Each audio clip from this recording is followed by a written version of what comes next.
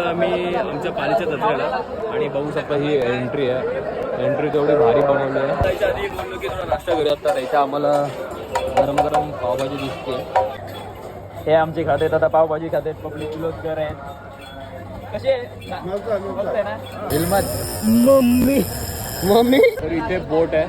इथे आकाश पाळणा आणि तिकडे डोरा डोरा. नंबर झाले 13. परत आमचा लॉस झालाय. 15ला पण काहीच नाही. तर आता चाललोय आम्ही. विचार केला की सगळ्यात आधी त्या बोट मध्ये बसूया. बोट सध्या सगळ्यात फुकार आहे. तर आम्ही तिकीट्स काढले आणि चाललोय त्या बोट मध्ये. बघूनच आमची थोडीशी हवा टाईट झालेली आहे. सगळं सगळ्यात वरती बसलोय. टॉपला आपला टायगर इकडे. हा हायड्रा तिकडे रेडी आहे. आणि आता चालू झालंय सीन. अजून तरी थोडीशी परिस्थिती नॉर्मलच आहे.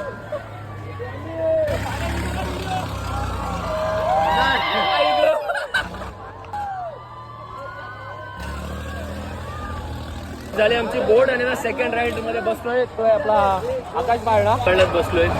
बघूयात बोट पेक्षा आकाश पाळण्यामधला एक्सपिरियन्स कसा आहे आपला. मर्दासारखे मर्द पण काय आकाश पाळण्याला घाबरतात. चालू झाले अशा प्रकारे. अजून तरी काही भीती वाटत नाहीये. बट थोड्याच वेळात आपल्याला कळेल.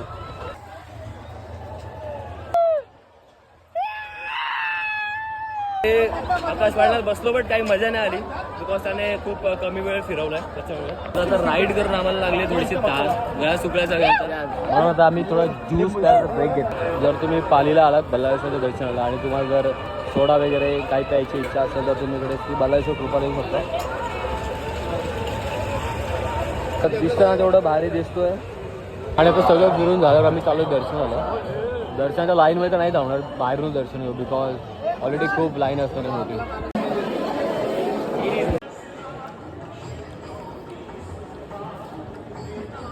आमच्याकडे सर्व प्रकारच्या ऑर्डर घेतल्या जातील. हा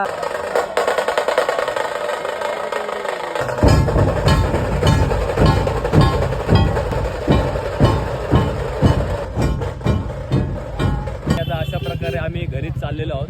आता वाजलेत रात्रीचे 1:30. खूपच लेट झालेलं आहे. तर अशा प्रकारे थोडाफार प्रसाद आणि जत्रेवरून आलेलो आहोत. तर आता आलेलो आहे घरी. तर घरी जाऊन झोपून लाईक परत उद्या मॉर्निंगला सकाळी लवकर उठून ऑफिसला जायचं आहे.